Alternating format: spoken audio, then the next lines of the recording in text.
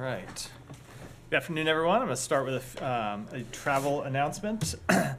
Secretary Blinken will travel to Paris, France, and Brussels and Leuven, Belgium, April 1st to 5th to underscore our commitment to the NATO alliance, strengthening transatlantic partnerships, and addressing global challenges. In Paris, Secretary Blinken will meet with French President Macron to discuss support for Ukraine, efforts to prevent escalation of the conflict in Gaza, and a number of other important issues. The Secretary will then travel to Brussels, where he will participate in the NATO Foreign Ministers meeting, which coincides with the 75th anniversary of NATO on April 4th, and have meetings with NATO Secretary General Stoltenberg, Ukrainian Foreign Minister Kuleba, and representatives from other allied nations.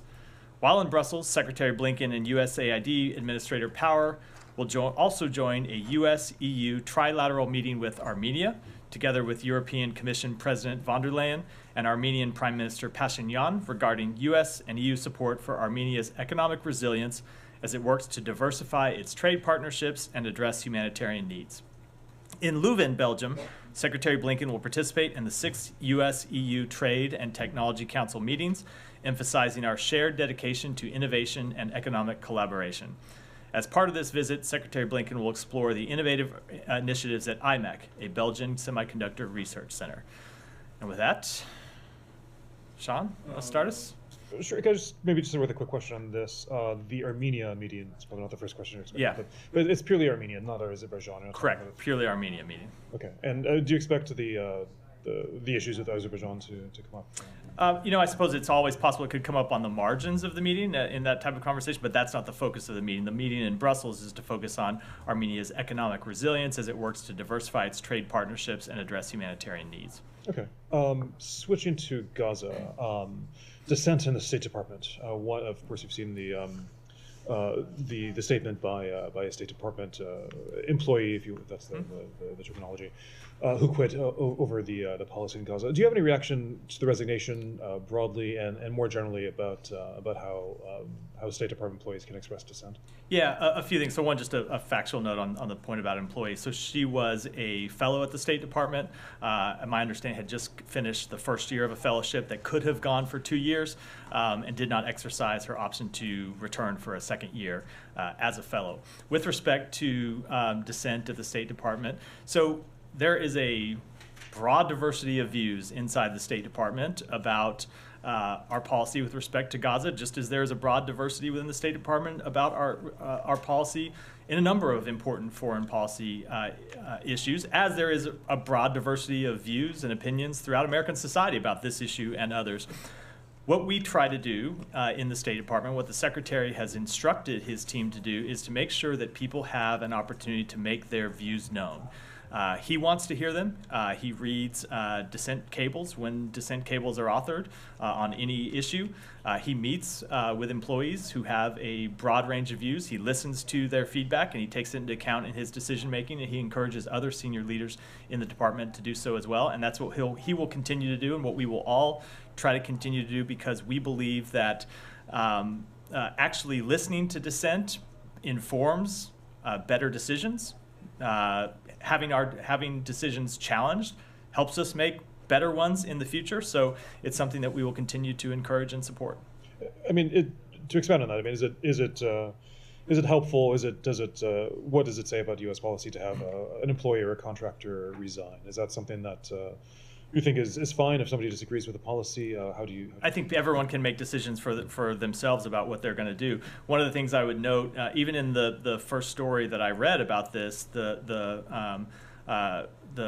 individual in question herself noted that she attends meetings where there are people who have the exact opposite view of hers and express them openly. And that's what we encourage people to do, and ultimately they have to make decisions about their future employment status. Michelle. One of the things she talks about is the ongoing military aid to Israel, and I know you've heard concerns on the Hill about that and about some pushback on that. But I wonder if you're hearing more pushback within the building on the issue of continued military sales to Israel. So I wouldn't say that I have noted a change in the, first of all, I should say it's always hard to speak broadly for an employee base that encapsulates thousands of people. I don't think there's any one individual, short of doing some kind of quantitative survey that could measure that. But I wouldn't say that I've seen a marked change in employee opinion over time. But it is true that there have been a diversity of views for some time over our policy with respect to Israel. I don't think that's been any secret. You've seen people talk about it publicly. Some of the meetings that we've held have been extensively reported on by the individuals in those meetings. So all I can say is how we view that employee sentiment, and that's what I just said a minute ago, which is the Secretary welcomes it. And what he doesn't want to happen is for people to have views and not make them known. Whether they agree with the policy that the President has decided and the Secretary has decided and that we are pursuing, or whether they disagree with them, maybe even especially when they disagree with them, that's when he wants them to speak up and challenge his thinking and let him know what they think. And it doesn't mean that we are going to change our policy just based on what every employee thinks. That's not the way this organization works. It's not the way any organization works. There's a president that was elected by the American public. There is a secretary who was appointed by the president and confirmed by the United States Senate, who have the responsibility to make policy decisions based on what they believe is in the national security interests of the United States, and they will continue to do that. And they are the only ones that can do that. But they do want to take into account the feedback that they get from employees, whether that is feedback where they agree or disagree with the decisions that they make. Humera. Matt, just switching a little bit on something else on Gaza. NBC is reporting that Netanyahu's office has sought to reschedule the meeting that was supposed to happen this week in Washington, and that it might happen as early as next week. Do you have anything on that at all? I can't confirm that exact report, but I can say that we do think it's important that that meeting happen. As we've said, we think that the plan that Israel has said it intends to pursue with respect to Rafah is one that would be a mistake, that would have enormous, a terrible impact on the civilian population there and would weaken Israel's security. And we think there's a better way. And we want to have the opportunity to present that better alternative to Israel. So we do think it's important that that meeting take place, but I don't have any scheduling updates. Have you had any interactions since that meeting was canceled with your Israeli counterparts that suggests that they are indeed willing to have that meeting and that it could happen anytime soon? So we have had interactions with our Israeli counterparts since then. We have them every day. I'm not going to talk about when and if and where and how a meeting might be scheduled. Okay. On the hostage talks, what can you tell us on the latest? It looks like they're in a bit of an impasse, but please correct me if I'm wrong. Are they at an impasse? Did they break down, or are you still hopeful? And what, if at all, are there any U.S. teams on the ground indirectly talking to continuing the negotiations? So first of all, I would not share that characterization of the talks. I'm not going to speak to the presence of U.S. negotiating teams. We've often not done that because we wanted those conversations to happen privately. We do think that over the, let's say the past week up into this weekend, that real progress was made to achieving a deal, but you heard the Secretary speak to this, I think it was on Friday in Israel. Just by nature of these types of negotiations, when you get down to the end, when you make progress, the issues that remain are often the hardest ones. You don't usually solve the hardest issues first, you solve them last. And so some of the remaining issues that need to be resolved are some of the most difficult ones and areas where there is the most disagreement between Israel and Hamas. We do think it's possible to bridge those differences, and we're going to continue to try to bridge those differences because we think a ceasefire that secures the release of hostages would be in the interests of the United States, in the interests of Israel, in the interests of the broader region. So you can confirm that the conversation on this is still ongoing? I'm not confirming any particular conversation, but the hostage talks, the hostage negotiations, we do not believe are over. We do not believe they've come to an end. We believe that there is an ability to continue to pursue the release of hostages, and that's what we're going to continue to do. Can I just follow up briefly on one of the answers you gave to Humera? When she asked about Rafah, and you said that the operation would have an enormous and terrible impact on the civilian population, weaken Israel's security. Just the defense minister, Gallant, when he was at the Pentagon, the readout that the Pentagon gave said that Secretary Austin told him that operations in Rafah should not proceed without a credible and implementable plan. I presume you'll say there's no daylight there, but is it the U.S. position that the Rafah operation should not go ahead at all, or that Israel can give assurances and can... Our position has been that it should not go forward in the way that they have contemplated, the way that you've heard us describe it for the past, I think it's 10 days now, that a full-scale military operation into Rafah would be a mistake, and it's not something that we can support. What we have said is the kind of mission that we could support is a much more targeted, limited campaign that could still achieve the same objectives, that could still lead to the defeat of those remaining Hamas battalions inside Rafah, but without massive harm to the civilian population, without hindering the delivery of humanitarian assistance, and without actually weakening Israel's security instead of strengthening it.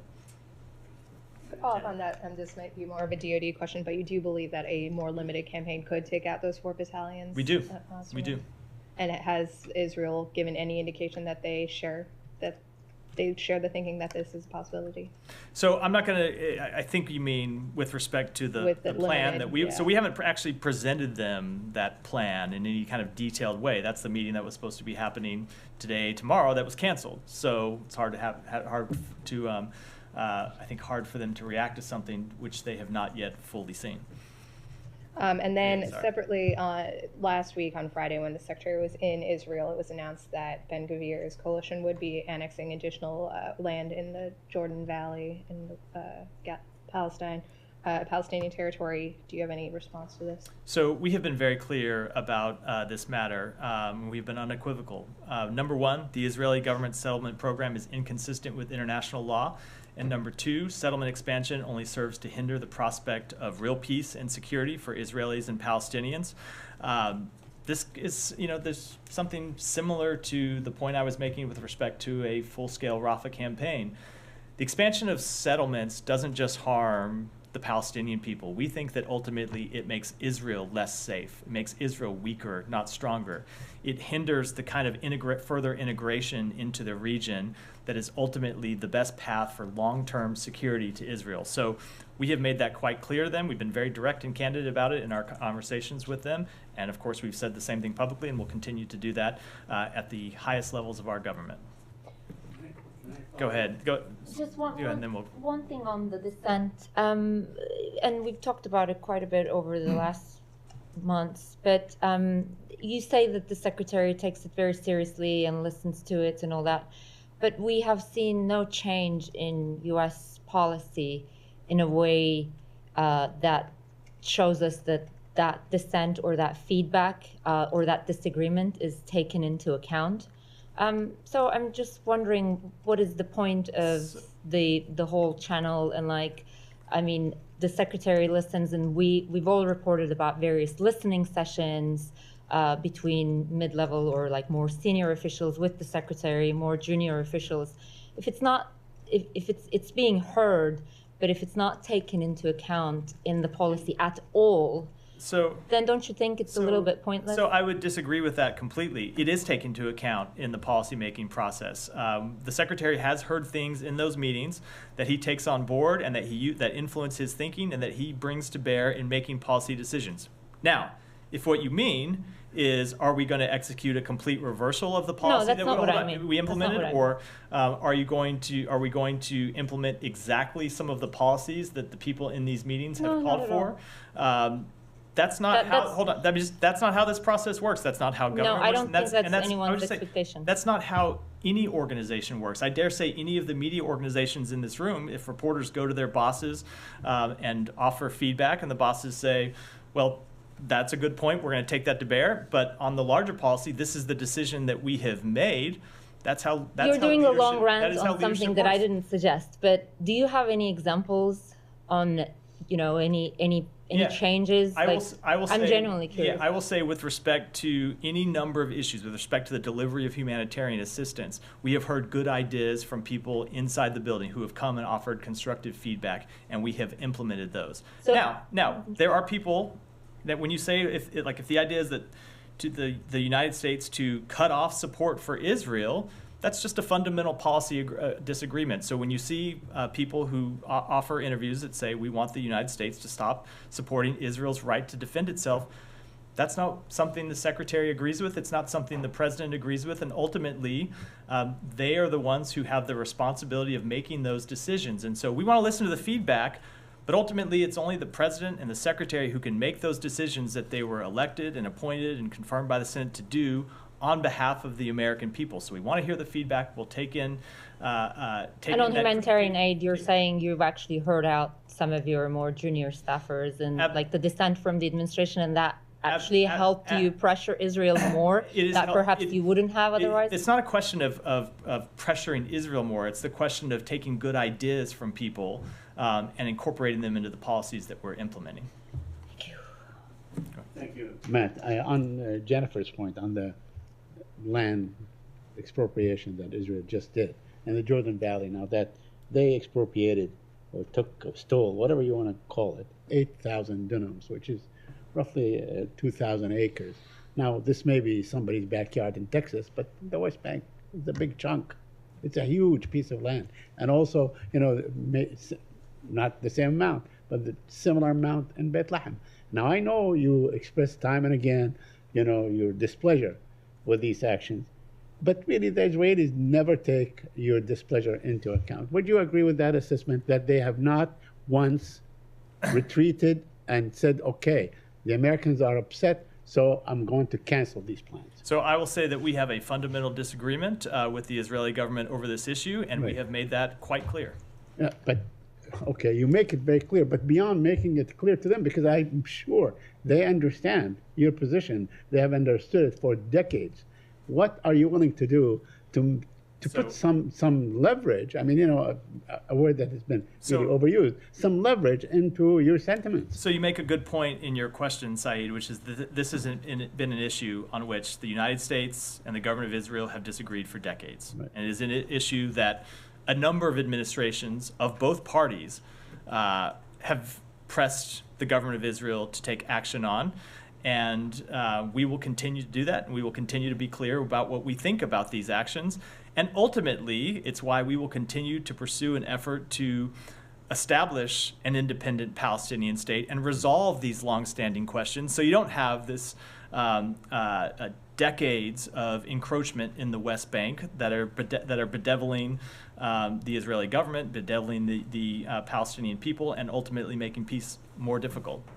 A couple more issues, if I may, just to follow up. You said in the beginning that, at the top, you said that the Secretary is going to Paris to discuss with his French counterparts and so on, means to keep the level, not to have the war expand beyond what it is. But really, for the people of Gaza, I don't know how much worse this war can go on. I mean, how it can get. I mean, it is life. I mean, being able to go back to what they had, it seems so, light years away and so on. So what do you say to them? I mean, I understand you don't want this war to go into Lebanon, other places, and so on. I would say to them what you have heard me say and what you have heard the Secretary say, which is that is exactly why we are working so hard to get an immediate, sustained ceasefire that will secure the release of hostages, and why we wanted to ultimately expand on that and try to bring an enduring end to the conflict. So that is what we have been working on trying to accomplish. And it's why you have seen U.S. negotiators travel to the region on multiple occasions. It's why you've seen the Secretary engage with counterparts in Qatar and Egypt and Israel about this very question, because we don't want to see this war go on a day longer than necessary. We don't want to see any more Palestinian civilians die. We didn't want to see any Palestinian civilians die in the first place, and so we do want to achieve an immediate ceasefire that gets the hostages out and alleviates their suffering, which you didn't mention in your question, and we want to see ultimately an enduring end to this conflict. Okay, so let me ask you: did you see or read the report made by Francesca Albanese yesterday in Geneva, where she what she showed was irrefutable, as far as she's concerned, irrefutable evidence that Israel engaged in genocide. Did you see the report? What is your comment on it? I did see the report. Let me say a couple things about it. First, we have for a long-standing period of time opposed the mandate of this special rapporteur, which we believe is not productive. And when it comes to the individual who holds that position, I can't help but note a history of anti-Semitic comments that she has made that have been reported. She made anti-Semitic comments? She has, and comments she made in December that appeared to justify the attacks of October 7th. So I think it's important to take that into account. But with respect to the report itself, we have made clear that we believe that allegations of genocide are unfounded. But at the same time, we are deeply concerned by the number of civilian casualties in Gaza, and that's why we have pressed the government of Israel on multiple occasions to do everything it can to minimize those civilian casualties. Yeah, well, she's been getting a lot of death threats and other threats and so on, because people think she made anti-Semitic comments and so on. Let me just go to another topic. You can't make a comment like that without letting me respond. Obviously, death threats against anyone are inappropriate. Okay.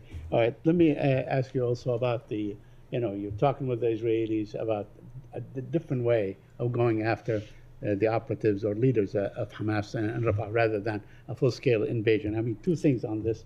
One is, of course, Mr. Netanyahu said that, by April, come what may, they're going to go in to Rafah. But that aside, how do you envision this? I mean, we're talking about a city that is, the population before October 7th was 250,000. Now it's 1.4 million people. It is, and allegedly all the operatives operate out of tunnels and so on. So you envision, let's say, forces like the Delta Force or similar forces, Israeli forces and so on, going in, while these people are so crowded being there. How would they do it? How would this really happen when you have such... Hold on, I got the question. Okay. I appreciate your request to be invited into the meeting where we would brief on these exact options to the government of Israel, but I think I'm going to decline to make those public before, and certainly before we can talk to the government of Israel about them.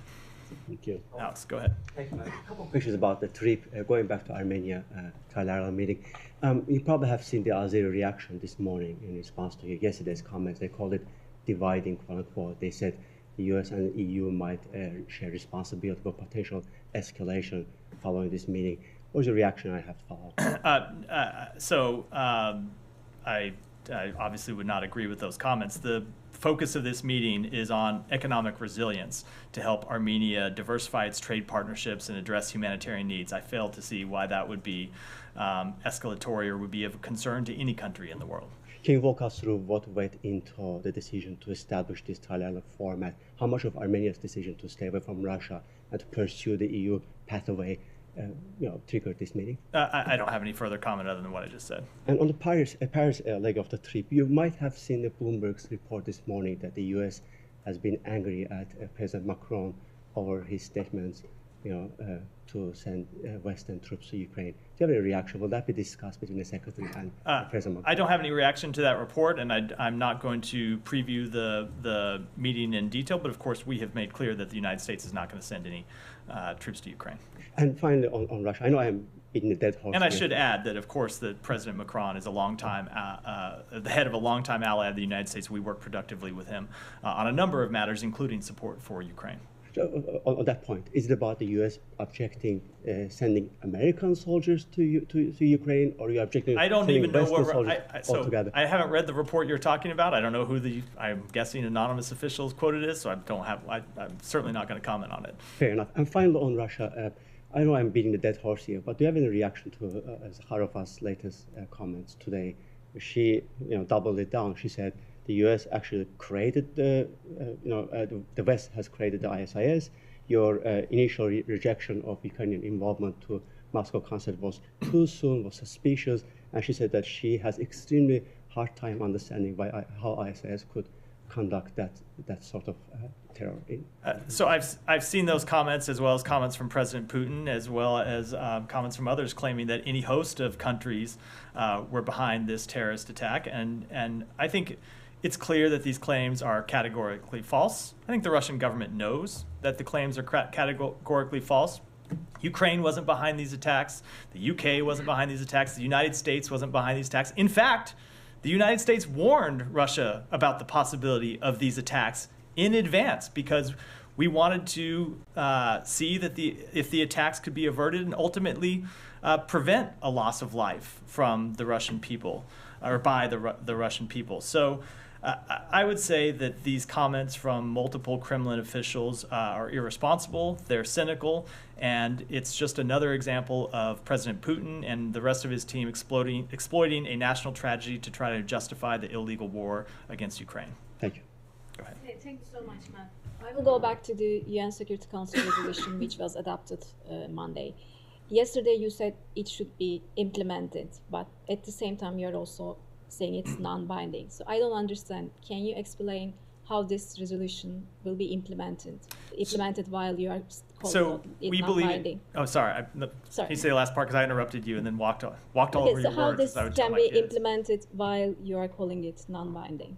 We believe it can be implemented through a ceasefire agreement that secures the release of the hostages, which is what we are trying to pursue through negotiations. If you look at the resolution, it called for a number of things, a ceasefire and the release of hostages, and we think both of those goals are important, and that's what we're trying to implement through the negotiations that have been ongoing with the government of Israel, with the government of Egypt, and the government of Qatar. But, I mean, are you still calling it non-binding? I spoke to this yesterday. We believe it's non-binding, that it doesn't impose any new legal obligations on any of the parties, but we do believe it should be implemented, and we are working to try and see that it is implemented through a ceasefire agreement that secures the release of hostages. Just one more on that. Secretary Blinken and President Biden has been emphasizing the importance of the rules-based international order as the core of American foreign policy.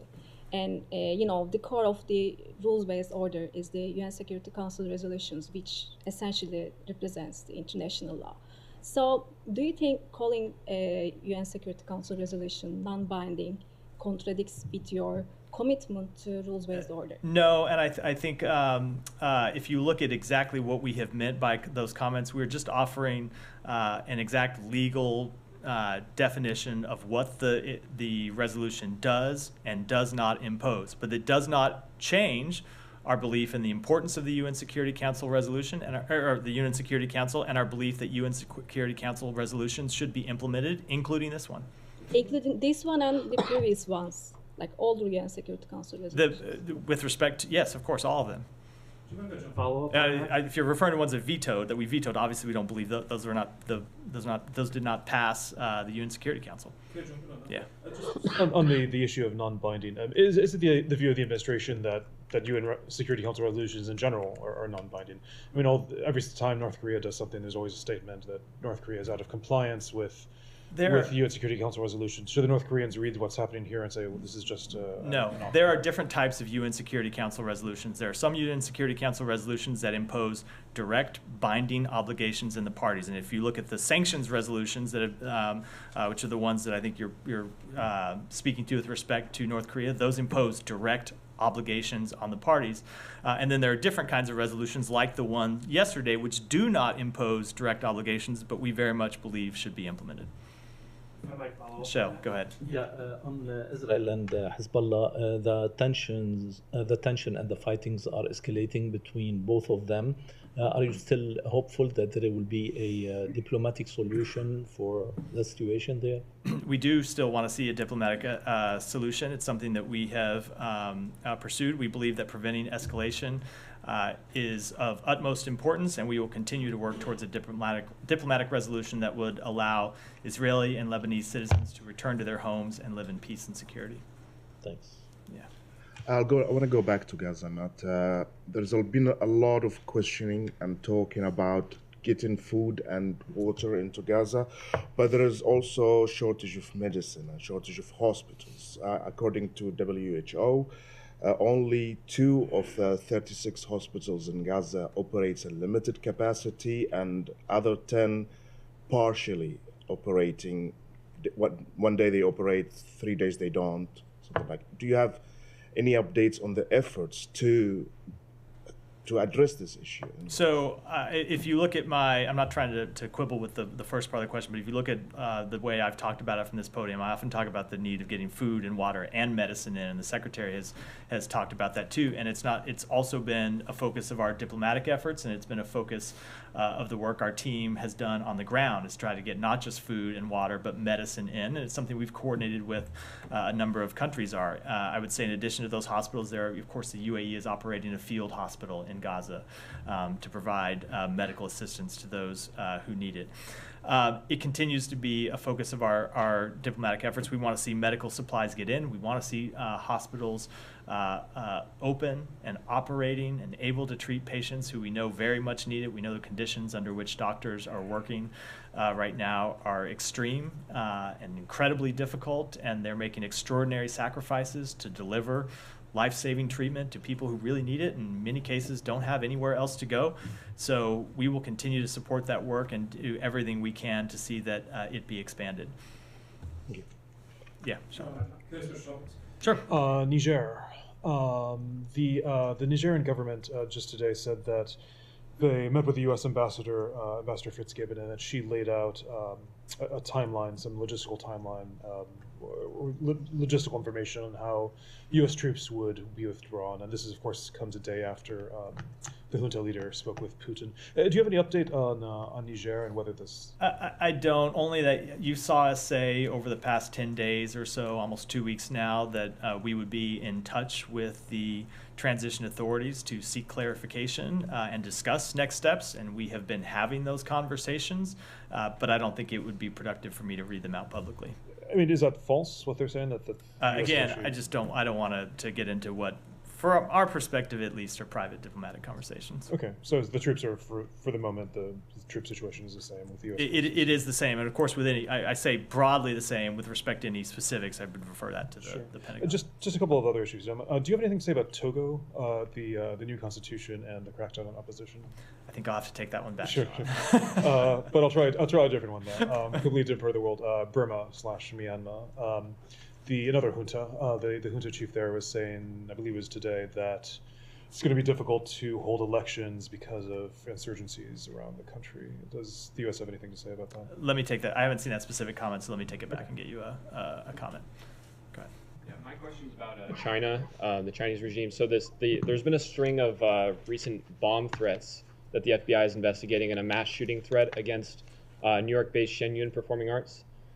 These threats are being made in Chinese, and given the Chinese Communist Party's track record of transnational repression against Falun Gong and on U.S. soil, how concerned is the State Department of these recent developments? So we condemn transnational repression in any form committed by any country, but with respect to these specific developments, I would refer you to law enforcement to speak to them. Thanks, Matthew. This is on the Baltimore Bridge. The crew of the ship that crashed into the Baltimore Bridge is from India. Has the U.S. been in touch with India over the tragedy and the crew members? I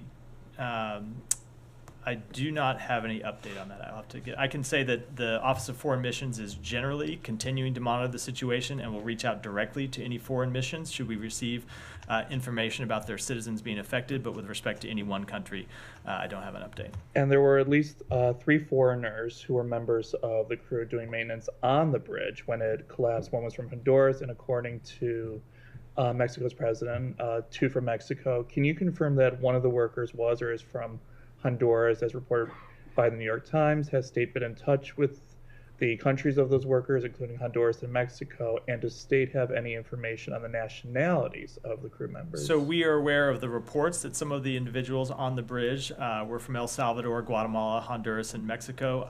I would just say, first of all, that our deepest condolences go out to the families of those who may have lost a loved one. And with respect to those who have injured, we wish for a quick recovery.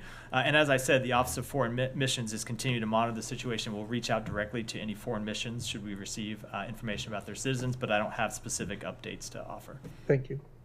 Thank you so much. Two questions, basically. So United States has reservations, very clear reservations on Chinese investments in Pakistan, and in another terrorist attack, 5 Chinese engineers killed. It is just another follow-up of series of incidents. So there are many questions on United States and Pakistan that there is lack of intelligence sharing between Pakistan and United States, and the United States is not addressing enough Pakistan's security challenges to combat it, counter-terrorism efforts. So will United States join any investigations for that matter that in which Chinese citizens killed? Number one. I'm not aware of any requests for us to do so. And secondly, United States warned Pakistan a day back to avoid Iran gas pipeline. That possibly led sanctions. So question is, United States itself have a good energy deal to meet up its energy requirements, that is with its non-NATO major ally Qatar. But still we are looking at Pakistan, that is another non-NATO major ally. It seems like United States left it at nowhere to meet up with energy crisis. Like we are aware about United States Green Alliance with Pakistan, but still there is no way for Pakistan to complete the gas pipeline with Iran that like sanction from United States, and if not, then there will be $18 billion penalty from the Iranian side. So what is your comment? So helping Pakistan address its energy shortage crisis is a priority for the United States. We have supported the addition of approximately 4,000 megawatts of clean energy capacity in Pakistan. Our projects have dramatically increased the nation's electricity capacity, today powering the homes of millions of Pakistanis. Additionally, through the United States-Pakistan Green Alliance, a transformative initiative between our two countries, we are working together to address today's most pressing environmental challenges, especially around water management, climate-smart agriculture, and renewable energy. Go ahead.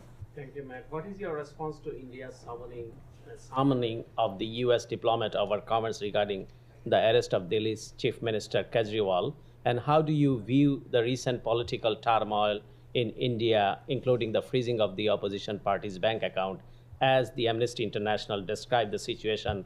Crackdown on opposition reaches a crisis point ahead of national elections. So with respect to the second question, we continue to follow these actions closely, including the arrest of Delhi Chief Minister Kejriwal.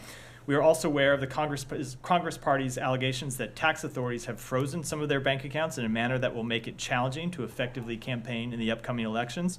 And we encourage fair, transparent, and timely legal processes for each of these issues. With respect to your first question, I'm not going to talk about any private diplomatic conversations, but of course, what we have said publicly is what I just said from here, that we encourage fair, transparent, timely legal processes. We don't think anyone should object to that, and we'll make the same thing clear privately. One more on Bangladesh. On the occasion of Bangladesh National Day, Secretary Blinken reaffirmed his commitment strengthening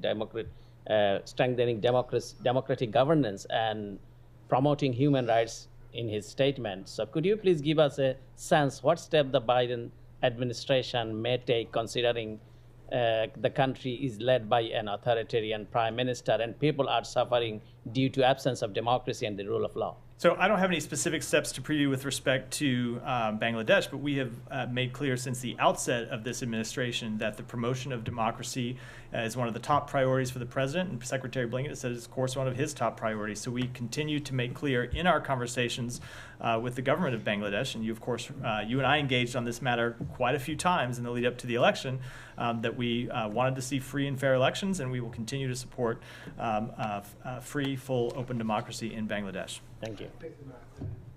Question on Iraq. The United Nations mission UNITAD, which was set up in 2017 to help Iraq investigating the genocide and war crimes by ISIS, now due to a soaring of its relationship with Iraqi, is facing permanently shutdown. And the agency says that we haven't finished our work and we need more time to finish the work. And the Iraqi government says that UNITAD no longer needed, and they were not successful in coordinating with the Iraqi government. So any reaction and comment on that? And does the United States support the continuation of UNITAD mission in Iraq? And how do you assess their mission in Iraq in investigating the ISIS crimes? So since UNITAD's creation, the United States has strongly supported its work, which has aided the international community's efforts to bring ISIS members to justice for their atrocities, including acts of genocide against religious minorities in Iraq. We support an orderly conclusion of UNITAD's work. UNITAD's evidence sharing with other countries in support of prosecutions of ISIS members abroad is an essential element of its work, and we encourage UNITAD to work with the Iraqi government on continuing protection measures for witnesses and victims who have bravely provided testimony and evidence. And then finally, we are working to ensure that Iraq and other UN member states can continue to access and benefit from the evidence that UNITAD has collected, and that the evidence is properly archived and preserved for future use. Go ahead. Before I get to my question, just to follow up on Saeed and some other people, can I get a yes or no as to whether or not the U.S. accepts the Geneva Conventions as applying to the occupied Palestinian territories? We, of course, accept the Geneva Conventions. Go ahead. Okay, I wasn't able to get that before. Thank you. Francis Boyle, who successfully represented Bosnia and Herzegovina at the International Criminal Court, as well as Craig Mokhiber, a former UN official who resigned in protest, given the ICJ orders against Israel and given the UN resolution this last week that demanded an immediate ceasefire, are arguing that what is needed now is uniting for peace procedure at the General Assembly. They are saying that with that procedure, the General Assembly can effectively take control of the situation to some extent, given the deadlock at the Security Council, suspend Israel from from participation at the General Assembly, admit Palestine as a member, urge economic sanctions against Israel, and set up a tribunal as the UN did for Rwanda and Yugoslavia. What would the U.S. do if the General Assembly did that? So I would say, first of all, I would reject the premise that there is deadlock at the UN Security Council. We just saw the UN Security Council pass a resolution this week on this very question. And with respect to demanded a ceasefire. With respect to any effort at the General Assembly to expel Israel, no, obviously that's not to expel, it's to suspend. To suspend Israel, it's not something that we would support. Ultimately, we believe that the resolution to this conflict is something that can be done through direct negotiations, which is what we have pursuing to achieve an immediate ceasefire that secures the release of hostages and allows humanitarian assistance to flow into the Palestinian people, and we would like to see that expanded, this initial ceasefire, into something more durable and lasting that ensures Hamas's defeat and establishes long-lasting, durable peace for Israel and the Palestinian people. Thank you for the response, but just if I might, it's just take one here. And then thank you, Matt. Go ahead. Thank you, Matt. Guardian reported something which I reported, and Ms. Karine at the White House didn't like it, but I'm sure now at least Ms. Karine and you both would agree that President Biden had sacrificed his vote bank to keep the U.S. national policy intact. And this is, I'm saying with regard to the Guardian, saying that the Afghans who have brought to the U.S., they are not going to vote for the President Biden because of the Afghanistan foreign policy. More than millions of girls are out. The Pakistanis are not, the millions of Pakistanis in the U.S. are not going to vote for President Biden because of the policy over there. The Arabs are not going to vote for President. So is it correct to say that President Biden, because of the national interest and because of his failure on the foreign policy, he is pretty much from all the expatriates of these countries that I mentioned, they are not going to be voting for him? So there are a number of premises to that question I reject, but I can't really do so in a detailed way, in a way that discusses an election, something I'm obviously not going to do from the State Department podium. So I think I'll decline to comment other than note my disagreement with that premise. And with that, we'll wrap for today. Can I ask one last? Okay. Thanks.